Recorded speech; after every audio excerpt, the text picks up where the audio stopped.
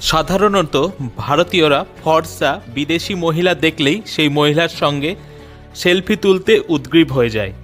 এই ধারণাকে কাজে লাগিয়েছে এক বিদেশিনী। একটি সেলফি তোলার জন্য 100 টাকা চার্জ করছে, দেখুন ভিডিওতে। এ বিষয়ে আরও জানতে কলকাতা সমাচার চ্যানেলটি লাইক করুন, সাবস্ক্রাইব করুন ও বেল আইকনটি প্রেস করুন। ধন্যবাদ।